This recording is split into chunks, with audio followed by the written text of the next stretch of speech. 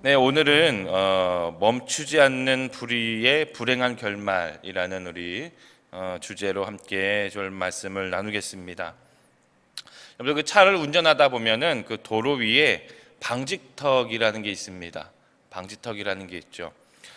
이 방지턱은 그런 의미겠죠. 여기서 속도를 줄이지 않으면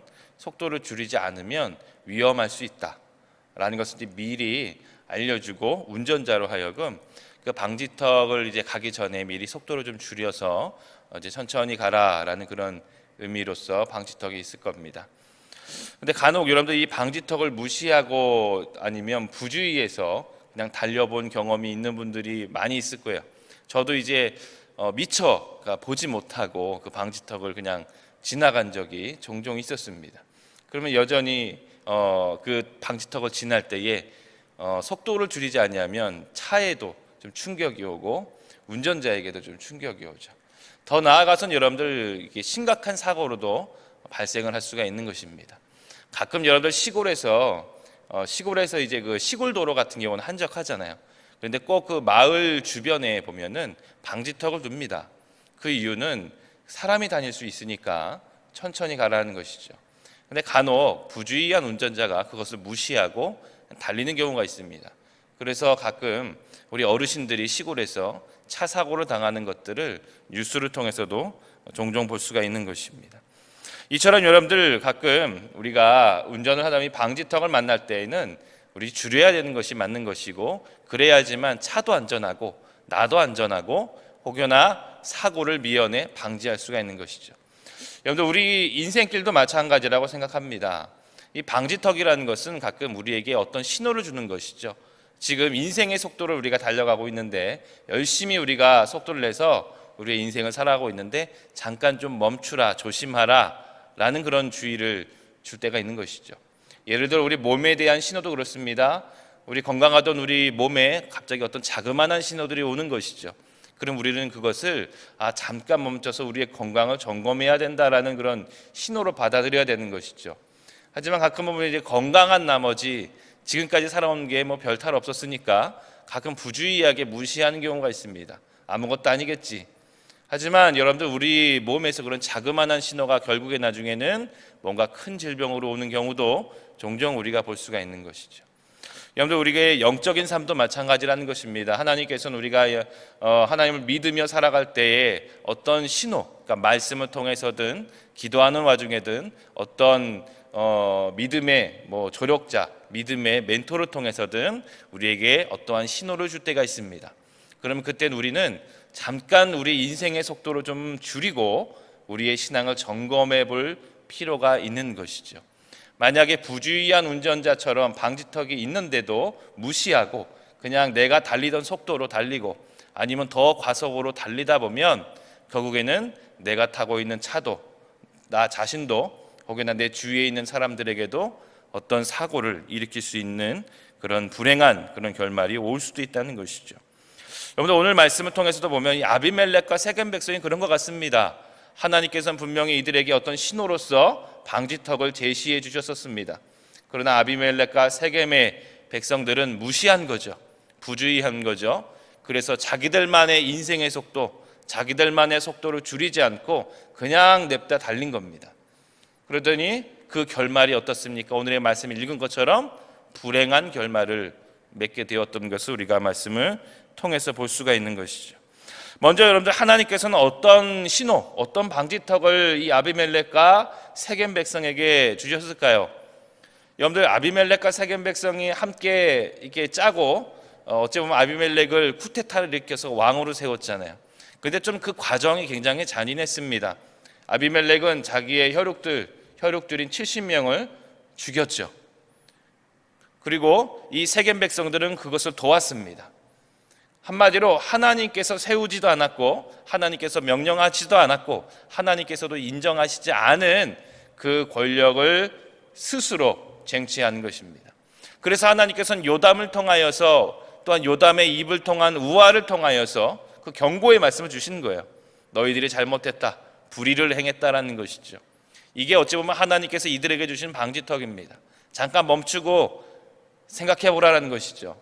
너희들이 어떤 불의를 저질렀고 그 결말은 어떤 저주가 주어질 것인지에 대해서 분명히 요담의 입을 통해서 하나님은 그 내용과 저주를 선포하셨습니다. 그리고 아비멜렉이 다스린 지 3년이 지나서 그 징조가 보이기 시작했죠. 세겜 백성과 아비멜렉이 배반하기 시작했습니다. 틀어진 것이죠. 서로 못 잡아먹어서 안달인 것입니다. 여러분들 이때에도 뭔가 잠깐 멈춰서 생각해 봤어야 됩니다. 뭐가 잘못했을까?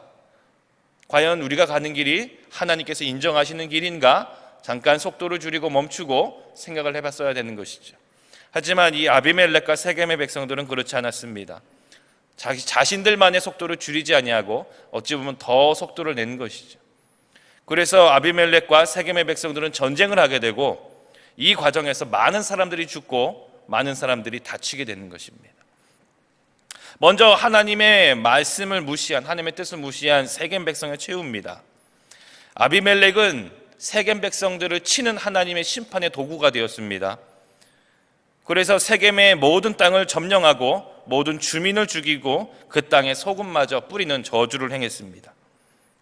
그리고 오늘의 말씀처럼 마지막 남은 보루인 세겜 망대에 있는 백성들에게까지 그 심판이 주어지는 것이죠.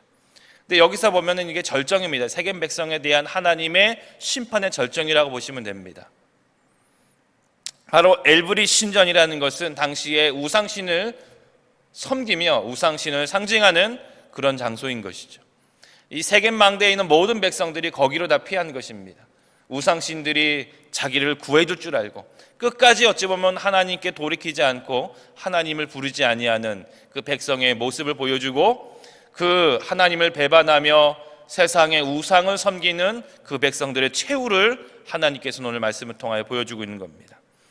그 모든 보루를 피한 그 백성들 앞에 아비멜렉은 아주 잔인하게 그들을 죽이죠.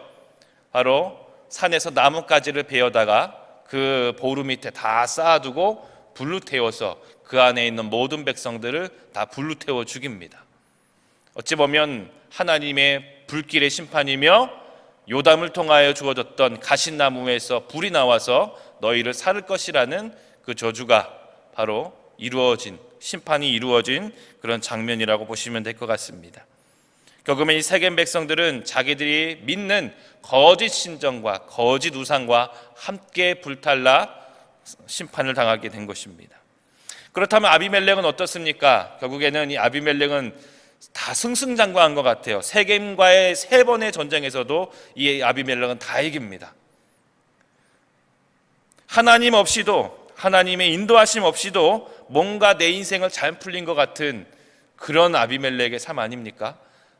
하나님께 구하지도 않은, 하나님께서 주시지도 않은 왕의 권력을, 지도자의 권력을 자기 스스로 쟁취해냈고 자기를 배반했던 세겜 백성들을 전쟁을 치러서 다 이겼고 이젠 더 나아가서 그 땅이 부족하니까 그 인근에 있는 가나안 지역에 있는 땅까지 지금 쳐들어가게 된 것이죠. 그래서 데베스라는 그 지역에 가서 아주 50절에 보면 간단하게 얘기합니다. 그 데베스 지역을 점령하였으니, 그러니까 굉장히 쉽게 그 지역을 점령한 겁니다. 그만큼 아비멜렉의 권력, 아비멜렉의 군사가 훌륭하고 막강했다는 것이죠. 이 아비멜렉의 인생을 보면 하나님 없이도 잘 될 수 있구나, 불의를 행해도 잘 살 수 있구나 라고 우리가 생각할 수가 있습니다. 그러나 여러분들, 우리의 인생은 정말 우리가 한 치 앞도 내다볼 수 없고 우리가 생각하지 못했던 일들이 일어나는 것이죠. 그 많은 전쟁을 치르면서도 잘 살아남았고 승리하였고 성공했던 이 아비멜렉이 이 작은 지역, 데베스의 지역을 점령하고 나서도 마지막 그 망대에 남은 그 망대에 그것을 점령하려고 하다가 그것도 여인의 손에 죽게 되는 그런 불행을 맞게 된다는 것입니다. 이 전쟁에서 보면 그렇습니다. 아비멜렉은 아주 쉽게 생각하고 이 망대에 모인 사람들을 그 엘브릿 신전에서 세겜 사람들을 죽인 것처럼 이번에도 불타 죽이면 되겠다라는 것이, 어쩌면 굉장히 좀 잔인한 사람 같습니다. 그래서 똑같이 나뭇가지를 베어다가 거기다 불을 놓으려고 하는 것이죠.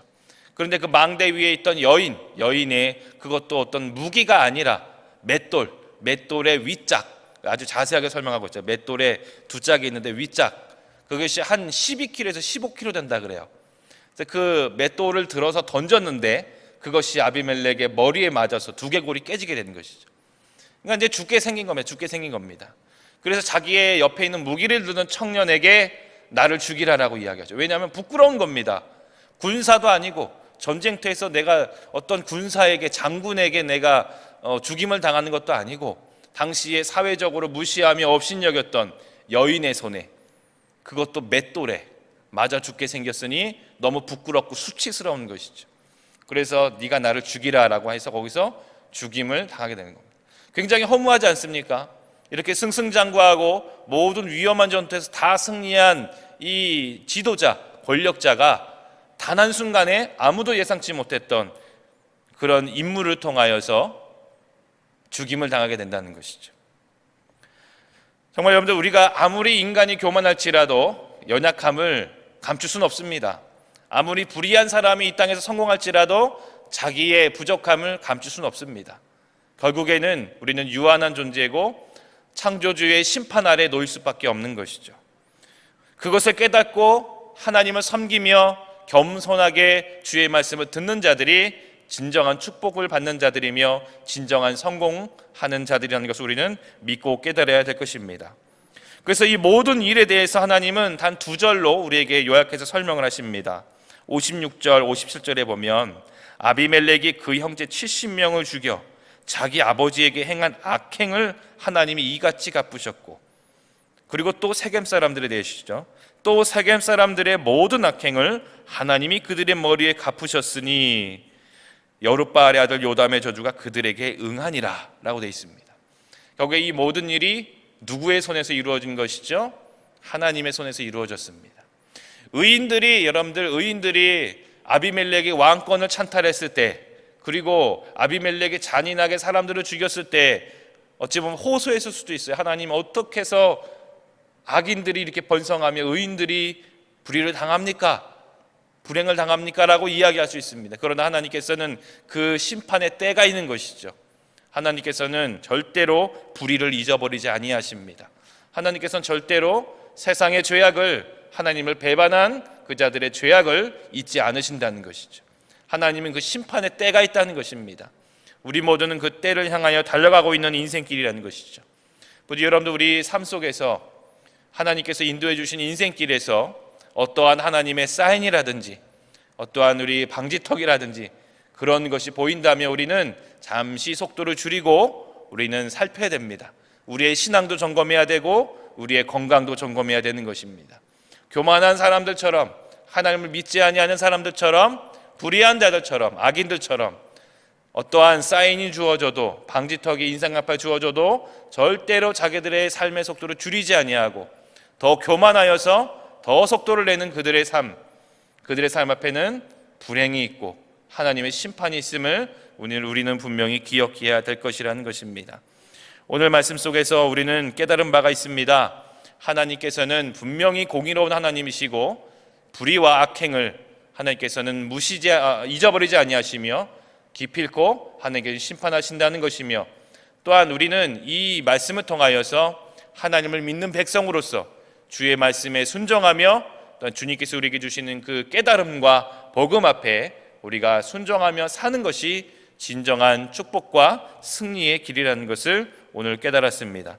이 말씀은 잘 기억하시면서 항상 주님, 내 삶 속에서 혹시나 우리가 부족하여 우리가 깨달아야 될 것이 있어서 우리에게 말씀하실 것이 있다면 분명한 성령의 역사로 우리에게 깨닫게 해주시고 은혜로 인도하여 주시옵소서. 그렇게 기도하시는 우리 성도들 되시기를 주의 이름으로 축복드립니다.